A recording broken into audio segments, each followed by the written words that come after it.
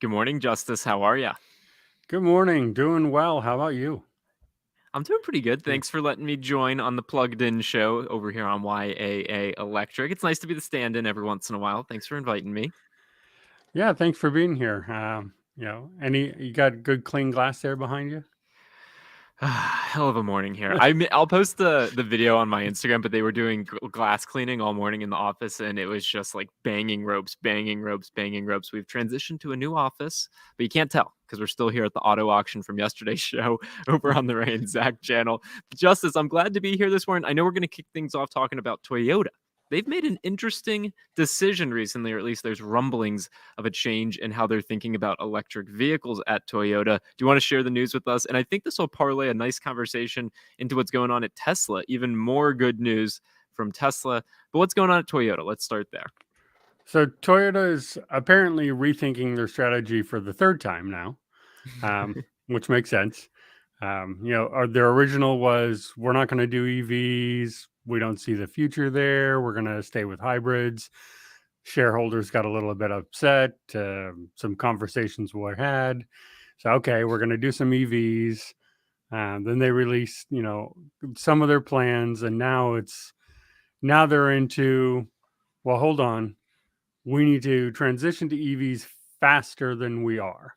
The future's written on the wall, and so right now they have 30 different EV plans. They're putting a lot of them on hold to concentrate, I think, on a smaller subsect of them so they can get them out quicker and make that their focus.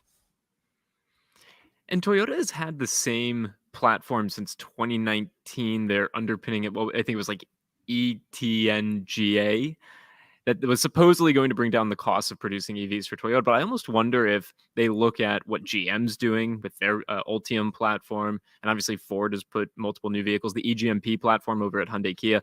They're kind of looking at that, and Toyota has always been at the forefront of technology. Like when it came to Yep. hybrids, they were at the forefront of that. It seems like they're looking at what they built with the I can't, them and their acronyms, man. Yeah, yeah, ETNGA for their BZ4X. It yeah. looks like they're looking at that and they're saying, we're behind the eight ball here.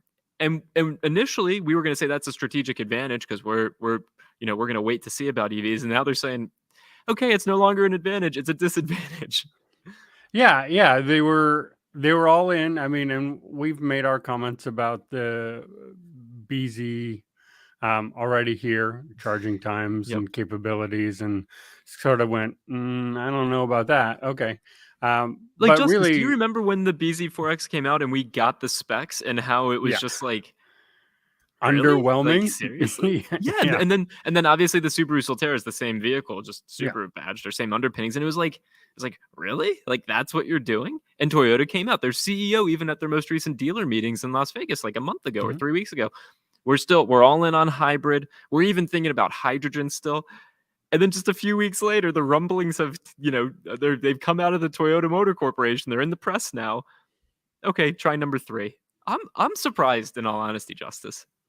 Well, I think it makes sense. I think they were probably looking at it already, and then Tesla's quarterly earnings call comes up, and they have their inside numbers too, and they start crunching that the Tesla is just crushing everybody, and Tesla's getting ready to leapfrog everyone here really quick. Their production costs keep plummeting because of how much they're investing into it. Now, Tesla doesn't have a ton of cash on hand because they keep reinvesting it to these giga presses and everything. So Toyota sort of looks at that, says, hey, your production costs are falling faster than everybody else in the industry. You still have raw material costs, which are rising, which Tesla at the moment can't do anything about.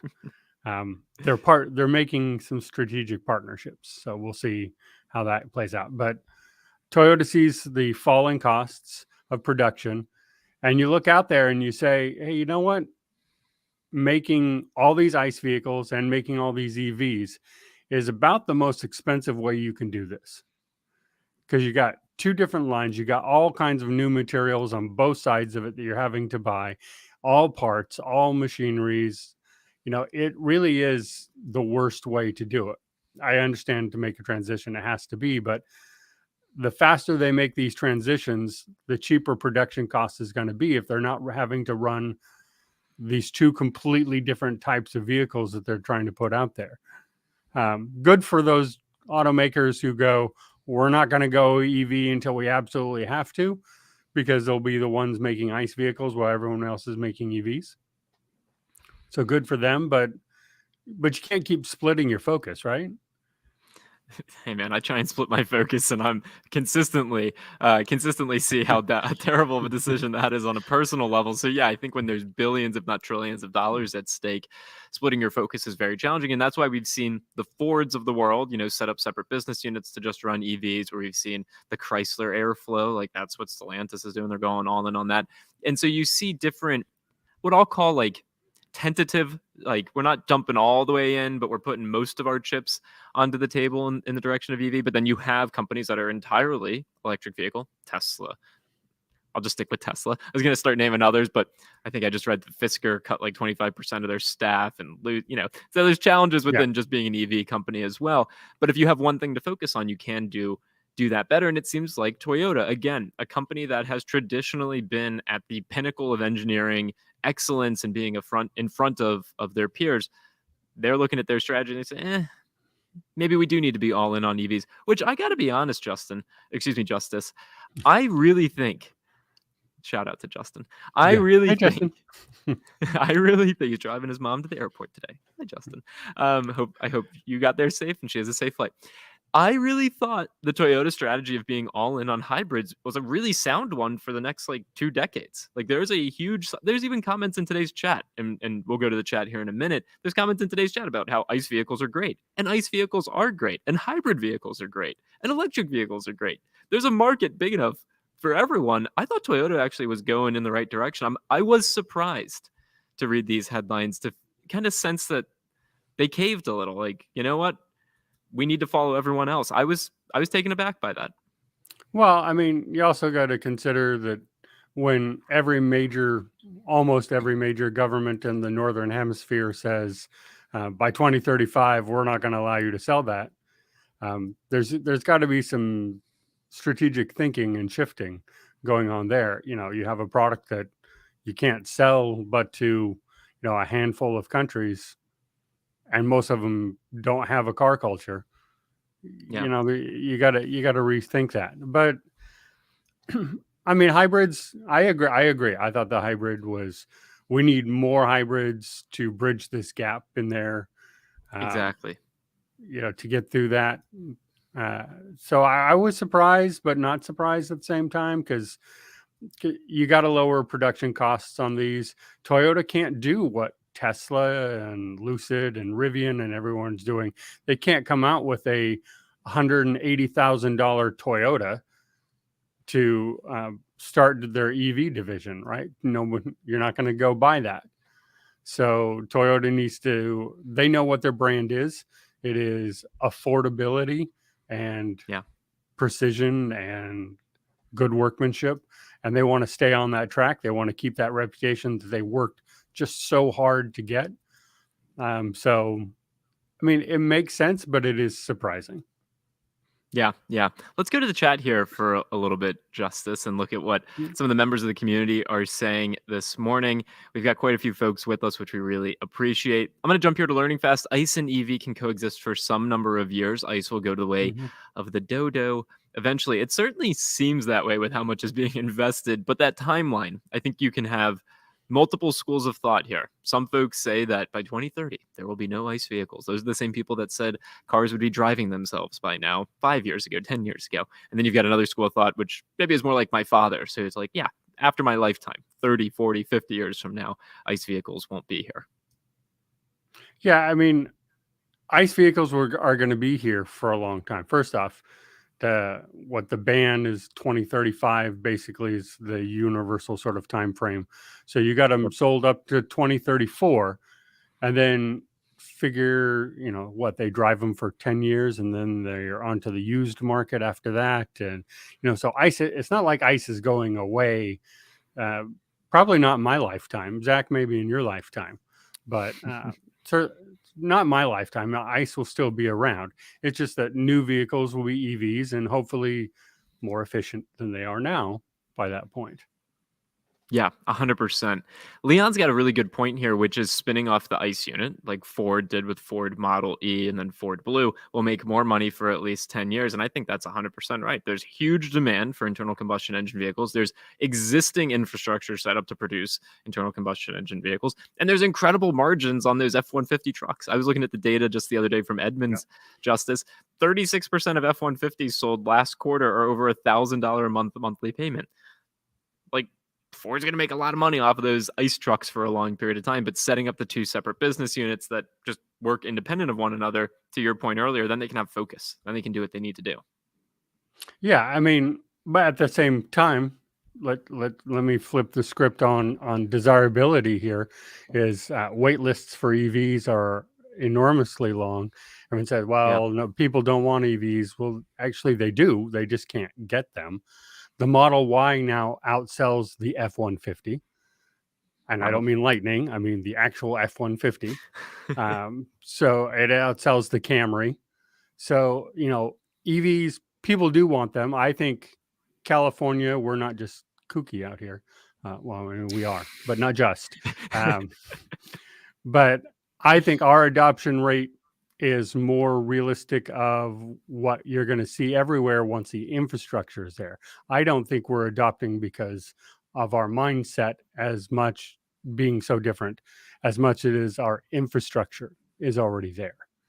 So once the infrastructure, charging infrastructure and power plants and stuff are all online, the grid's stabilized.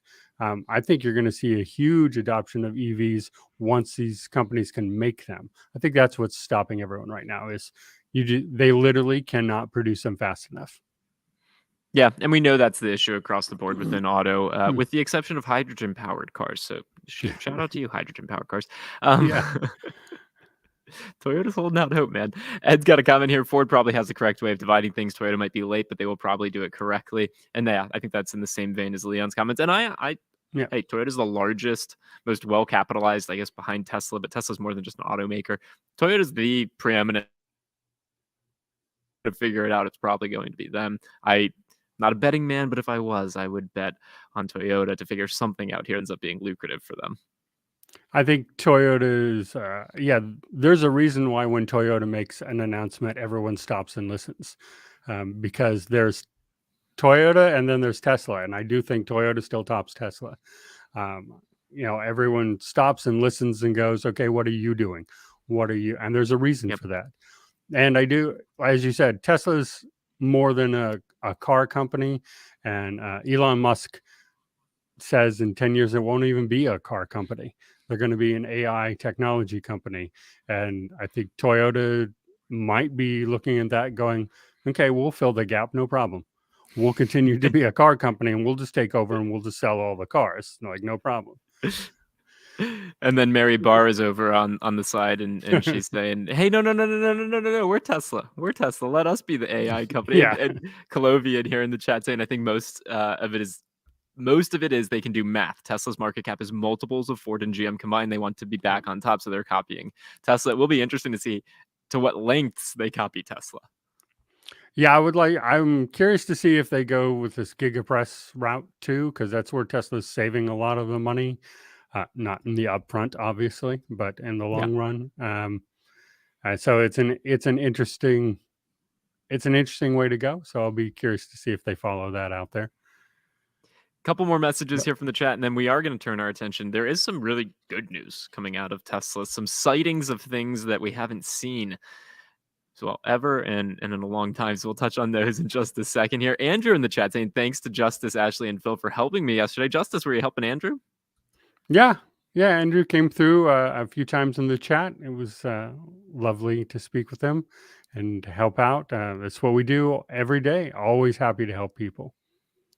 Love it. Yes, I really appreciate all your efforts there, Justice, helping hundreds of people a week. It's really incredible the efforts you put in. Mark says, I think Toyota will go full bore into PHEV and the sub 50-mile range on battery only. This is a topic that Justin brings up frequently, which would be, okay, if raw materials are the issue, one of the issues to producing more electric vehicles, and one of the primary drivers for cost in electric vehicles, maybe less range on the battery and still paired with an internal combustion engine, that's a really attractive option for probably the next couple decades until some of the investments that we're seeing as a result of the EV tax credit legislation, which is really just a domestic production act, credit. Yeah. It's going to take years, if not a decade plus, for those investments to come to fruition. So there's probably a decade of time here where smaller batteries, sub 50 mile range, keeps the price attainable, still qualifies for some incentives, is attractive to the consumer. Again, it's like that gateway into full electric vehicle. Yeah, absolutely. The urban vehicle is coming. The urban EV is coming with the smaller battery, quick charging times. The Fisker Pair is one of them. Yeah. I think they're like 100-mile range is what they're saying it's going to be. It's meant for the urban environments, and that is definitely a route that it's gonna happen. You can definitely. How many vehicles can New York City buy? I mean, you can run a whole car company on the vehicles that run just in that one city. So, I think it's a good strategy, and I think we will see more of that divide. I know Tesla's going robo-taxi. Uh, Not 100% sure if they're selling those or if they're going to own them, how that's all working out. But I know that's their Yeah. focus, and they're saying $25,000 on that vehicle. I mean, $25,000 Elon money. So, which is a lot like Elon time. So, times two to figure out roughly And what it and really then is. yeah. Yeah, times maybe like times 3 on the time and times 2 on the price, but I get what you're Yeah, saying. Yeah, yeah, definitely yeah, definitely not quite what you're gonna expect or what you're gonna hear yeah, day 1 is what you're gonna get, in the future.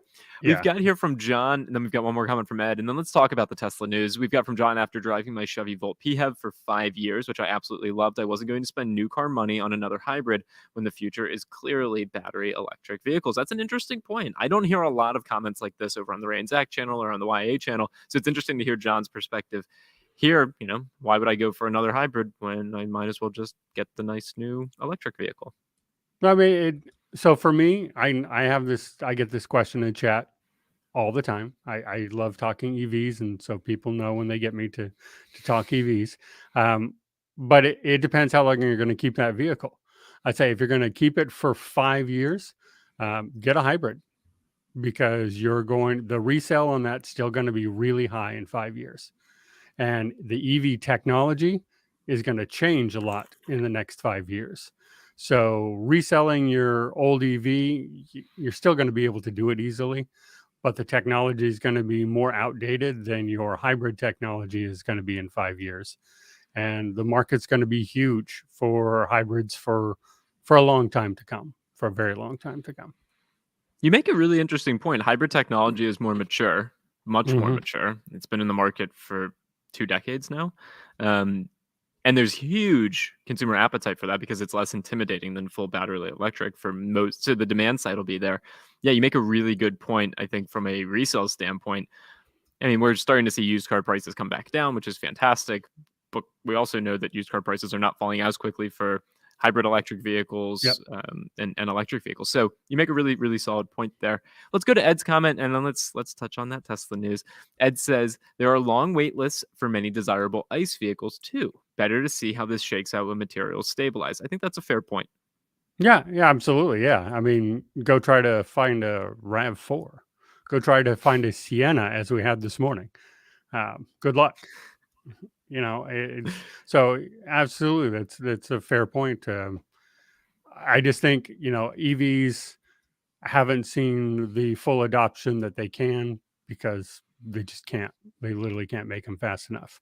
Um, at that And said, the model even does. before the pandemic, I couldn't keep a Sienna on the lot for more than 24 hours. So, Uh, and to that point, I mean, also the model mix of electric vehicles doesn't necessarily align exactly with what consumers no, want, which this will lead into some of our Cybertruck conversation. It's like, does the consumer really want a Cybertruck, or do they want the F-150 just with a battery electric powertrain? It's like, yeah, they just want the F-150 with a battery electric powertrain. Same thing goes like Hyundai and Kia with their Telluride and Palisade, great vehicles. There's absolutely no future that we've heard of an electric variant of that. Well, those are like their best selling new vehicles. Why wouldn't you do that? So we're seeing this. I think we're seeing we're seeing electric vehicle adoption being hamstrung not only by the limited availability of electric vehicles, but also the intentional choice to make them kind of different. Like I saw a Mercedes EQS this morning on my run, Justice, and it's like that thing is ugly and stupid. And I know that's not going to be a mass market car, but still it's ugly and stupid. Like just take the S class and give it an electric powertrain. Like I don't get it sometimes. And this is a point that I hammer home on here all the time. I like the different looking EVs. I love the Cybertruck. But when like Honda comes out with their new one that looks like the regular vehicle, I automatically go, yeah, that's going to sell well, because that's the way they need to do it. And the F-150 was a good choice on it. It looks like an F-150. Like when you look at it, you're not like, hey, what is that weird electric vehicle? You're like, hey, that's Yeah. an F-150. It looks a little bit different. What's weird about it? And I think that is a smart strategy, because people want to just electrify what I'm driving, Yeah. and people will buy it more. But to your point, they're not making the models. We had someone on chat yesterday wants a third row SUV, would love to buy an EV. Well, Doesn't, yeah. there isn't one. When you were saying what's weird about that F-150 Lightning, all I could think of, it smells like shrimp, and I don't know why, from that ad campaign that they did. Yeah. Why'd that car pass me? And it What? smells like shrimp. Oh man, and we could get into it today, but if we have time, the new GMC Sierra that's going to come out in 2024, the electric vehicle one. Like the other issue that we 15 could talk minutes, about, Zach. 15 minutes. the other thing we could talk about is price points, man. Like the price points aren't Yeah. attainable, and I get that, but like to Mark's point earlier about less battery capacity, less range, maybe more price attainable as well. Like, I don't know. I don't think we're the smartest group. Like, you're very smart. Justin's very smart. Like, none of us are rocket scientists or anything, but I think we got like some pretty damn good ideas. Like, I think none of us are going to win a Nobel Peace Prize anytime soon, but like, I'm fairly certain we have some pretty good ideas about vehicle production and what consumers want. I don't think it's that hard, I guess is the point I'm trying to make. Like, there's some gaps here that could definitely be met. I agree. I think they're looking at Tesla. Tesla came out. They were different. They looked different, even though everyone now is like, oh, they're boring. I see them all the time. But that's not what they were when they first came out. Like, it's like, oh, what is that? That's different. And everyone sort of wants to jump on that bandwagon, and their EVs got to be different. You don't need a front grille. So what can I do to it now? Because that I don't need air intake and all this. And some of it goes, I love it. I love that look, but I do know that the mass market, look, if you want people to buy EV, give them a stepping stone. Give them a hybrid, or give them an EV that looks like their normal ICE vehicle. You got to work with them. Let the future come with the future, and let cars look different then. Well said, Justice. Well said. And we've got a couple chat messages here. Learning Fast saying Rivian R1S is available with 3 rows, right? Correct. I actually saw my first R1S on the road last week, I think it was, here in Bethesda, Maryland. And it kind of didn't impress me, but it kind of did impress me. I don't know. I was just like, that looks like another car. Like, which I guess is in the same vein of this conversation. Like, that's a good thing. That's generally a good thing. Yeah, I mean, and it does, but our member wanted it in less than 2 years. So that wasn't really an option. We also have the Model Y, which does have a third row variant, if I'm not mistaken. The Model Y, the Model X does. I don't think the Model Y X. does. The Model X. The Model X has a third row. Right. Yeah. Yeah, And again, you're right. he was sub $100,000 as well. So he's like a normal consumer that can't afford a $100,000 car. What a crazy concept. Yeah, he wanted something under $100,000 that he could get, in 2022. So could you imagine if Toyota? So like obviously Toyota, you can't find a RAV4 Prime at all, right? But like imagine if Toyota came out with a Highlander, or Sequoia, or Sienna, or literally anything with an. Oh my god, that thing would just sell. It would just sell. They would absolutely. They would crush it. They would crush it. Tesla would actually have a real competitor if that happened, if they decided to do that. All right, let's switch gears and and here you go. Justin in the chat says Model Y does. It's ridiculous, too small. Thank you for that, Justin. Good to know. I didn't know they had a third row variant. There it's just a Model 3 hatchback. That's crazy. Yeah, that is kind of crazy. You don't want to put anyone back there, evidently. Let's talk about some other Tesla news. You shared with me the Tesla semis have been spotted on the road. Yeah. What's Tesla's plan there and what's going on? Well, not just spotted. They actually started shipping them out yesterday to Wow. Pepsi. So I think they said there were 6 of them that shipped out to Pepsi yesterday. So they're finally starting out there. They're hitting their timeline, which is a first for Tesla. So good for them. Um, I've good. I've seen this truck. They deliver Teslas on this truck up here near me in Gotcha. Rockland, California. So I've seen the Tesla semi on the road for actually over a year now. Um, so Can it's you a help me nice looking truck. understand? Yeah. Can you help me understand, Son Justice? So I watch YouTube videos. I love me a good YouTube video. Also, the window cleaners are directly in my line of sight. You could never pay me enough money to do that job. Like truly, never pay me enough money to do that. But Justice, I watch YouTube videos, and I've seen a lot of videos of folks towing things on F-150 Lightnings, and the range just goes bloop. I remember Yeah. reading an article last year in Automotive News about Rivian's delivery van that they were producing for Amazon, and in the cold and with a full load, and in the winter, range went down to nothing. Do these semis have good range? Is that a concern here? Like, help me understand. I guess it's like a bigger thing. You can put more battery on it. Like, help me understand here. Are these like really viable? Yeah. I mean, they're really big. They can definitely hold more batteries and it'll take you a lot longer. This is not a vehicle that needs to be charged in 30 minutes.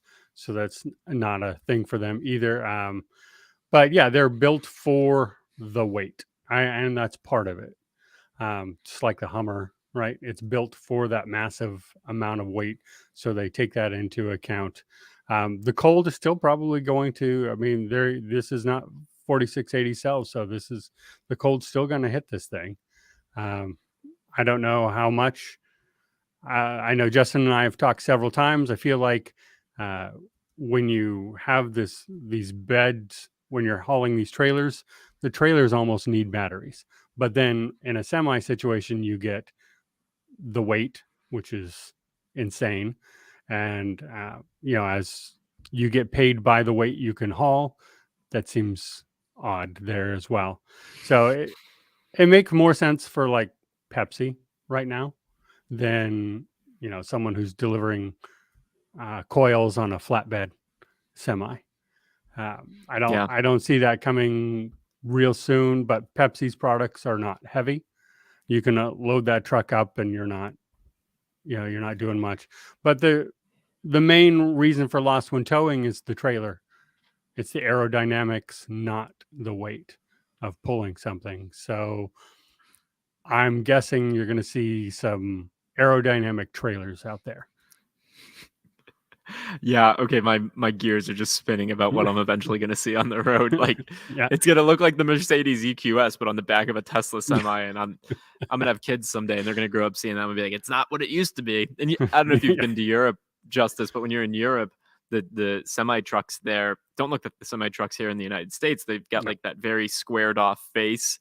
And if you're ever driving on like a 2-lane highway past one, like you feel the wind that it pushes on you. Like those things are the opposite of aerodynamic. I'm just imagining a world. My kids are going to grow up with the Tesla semi in the front, with some Mercedes EQS type or Lucid Air type design trailer on the back. It's gonna be a strange world, man. I mean, it's got to be as we keep talking EVs more and more. That's why do all EVs have flush door handles, right? Because of aerodynamics and how much you lose when you break that. So the trailers are gonna have to catch up. It's gonna have to be. I mean, a flatbed trailer is always going to be a flatbed trailer, but an enclosed one, they're gonna do something with that. You have to know that that's coming. I'm sure there's prototypes out there that like I haven't put my eyes on, but I would probably laugh at, but then also learn about the science behind it and be like, holy, that's incredible. Also the flush door handle thing. I walked past a BMW iX the other day. Have you seen one of those on the road yet? I haven't seen it in person. It's really ugly, man. Like Yeah. Well, yeah, yeah. it's like the BMW, like the smaller eye that they made that didn't sell particularly well because it was Yep. really ugly, and they just made it bigger, which doesn't appear to be particularly aerodynamic by any stretch, and also probably costs like $100,000 if I haven't looked at the price, so don't hold me to that, but like I'm just guessing right now because it's a BMW. Anyway, you're talking about flush door handles for aerodynamics. Yeah, thank you, Learning Fast, the i3. Yeah, Dude, that yeah. thing cannot be aerodynamic. It is just ugly and has flush door handles because they're copying Tesla. That's just my 2 cents. Hot take. I bet it is relatively aerodynamic. It's still just ugly. I've looked at pictures, and I think it starts at 85. So So yeah, yeah, it's you're right. 100,000 probably out the Yeah, door with yeah, taxes and fees and everything. Like that's insane, but whatever. I can't yeah, afford a yeah. $100,000 EV, so what do I know? No, but that GMC, the Sierra EV Denali, $107,000 sold out in 15 minutes. So there's enough people who have $107,000+ to spend on a truck that they can sell out in 15 minutes. I don't get it. Those same people, look, get ready for this segue. Tell me if Justin ever segues this good.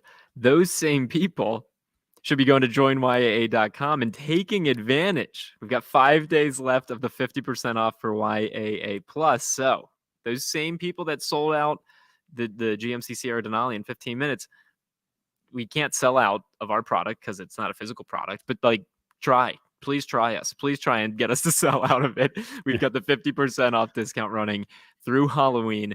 Just use the code. I think it's 50 off, but it says on the Yep. page there. And YA Plus is an incredible value. Not that the GMC Sierra Denali is not. It's just I think ours is a little more valuable. Yeah. Ours is much more value. 25% off repairs and maintenance alone saves you your $60 that you're going to spend with the 50 off there.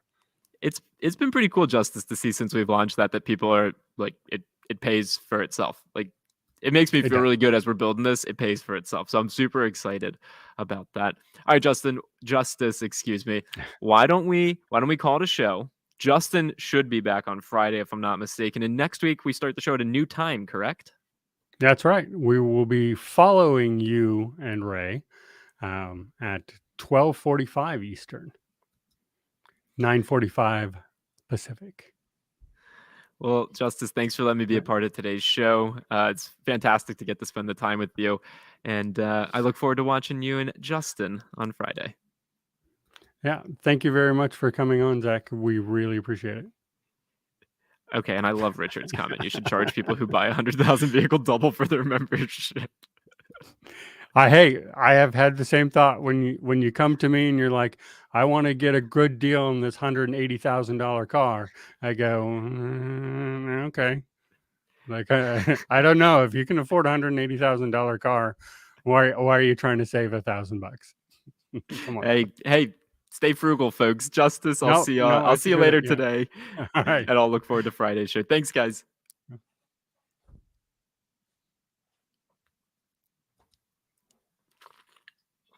Very fun. Thank you, sir. Yeah. Are we still live? It says we're still live. No, we're not. It's like it just takes. It's just going. Just going. I mean, maybe we are still live. If we're still live, like, hi YouTube. The internet in this office that I moved over to feels we are having still trouble live. connecting. Hoo-hoo. Good thing we always okay. I mean, fine with me. All right, I'm gonna try pressing the button again. Having trouble connecting. Please check your internet connection. Well, that's ironic. Having trouble connecting so we can't disconnect. But we're on a live stream. That's 2022 thinking right there. Ah, man. So this could be the live stream that never ends. Yeah, evidently. This could be a it won't. Through. Wow, it won't let me end it. I'm gonna try refreshing my page, Justice, but you can stay on with everyone and maybe knock jokes. We can talk about that the Tesla Cybertruck has been spotted in Giga, Texas, covered up in the manufacturing plant. So mine is going to be go for that while I try and I reserve mine. I expect mine to be there. Yeah. So let's see. I'm excited about this. I have all kinds of pictures of the Cybertruck actually being produced finally. Maybe not in large numbers yet, but It's good. It's not a someday vehicle anymore.